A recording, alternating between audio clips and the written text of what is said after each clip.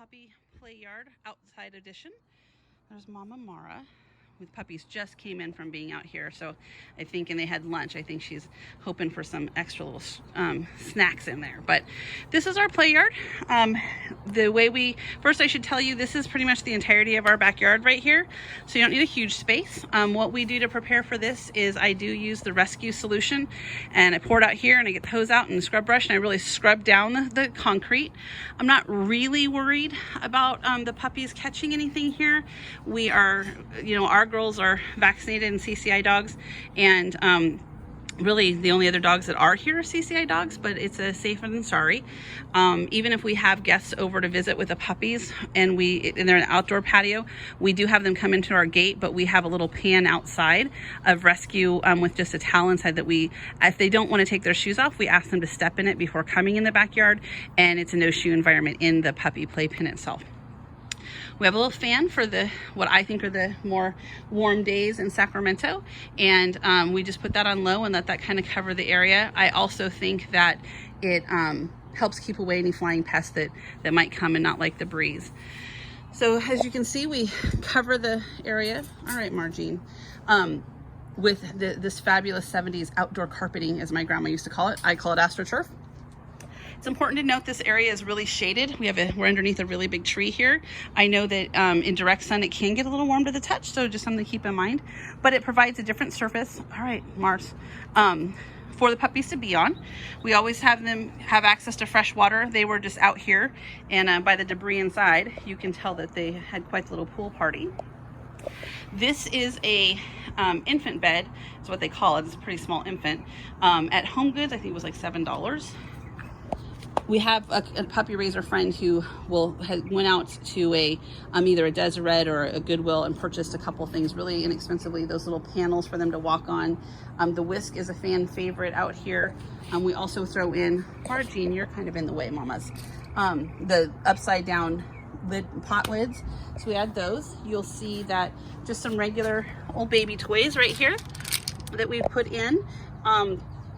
We just had some frozen water bottles with socks. Again, I feel it's a titch warm here. This guy back here, that's Norman. Norman is a guest in our garden, and I put him in just to see what they do. They thought Norman was great, and they all snuggled up and slept up and around and underneath him. And so you'll see a lot of puppy raisers use these activity boxes. I've seen super elaborate ones. Some come apart, some stay together. This one, we have just a variety of doodads for them to play with and run up against. This is just the plastic chaining again from Home Depot. Apparently I shop there a lot. And zip ties around the top just to hold it on. And it's just a variety of different things. This is just a standard baby toy. You see the tug rings there. We are in Sacramento, home of the Kings. So you can never get enough cowbell here in Sacramento. And we just kind of keep that here. We also have, I've already taken it down, but we keep a hand washing station out here. So I use actually that little table right there that the lantern's on. That usually when people are coming over, right now we're not having a lot of guests, but here, and I keep hand sanitizer, the puppy wipes that you see right there. And then we have its own trash can while we're out here. We do have a potty box that we put out here. It's the same concept as the laundry pan that you saw in the last video. This is just a small circular pan for that goes under your water heater. Takes up a little space, less space, excuse me. And right there, we haven't rinsed it out or used it lately, but we also have a puppy pool that we will put in here. And if it's really warm, we will give them like an inch or two of water to play in when they're bigger. But typically we have it just filled with balls, kind of like the ball game bin that you see like at the McDonald's and some of the other places to play in. The puppies enjoy that too. So I'll be sure and put a quick video up as we change. But right now, Margine's policing the area, making sure not one drop of kibble was left behind. Mars, out. All the way, mamas. And I just keep this closed. I do leave this set up all the time. We're not expecting any inclement weather or anything of that nature.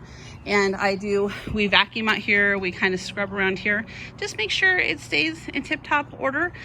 We do have a lot of flowers, so we do have some bees. We've never really had any issue with the puppies, but we also have water sources for the bees in the back part of the yard.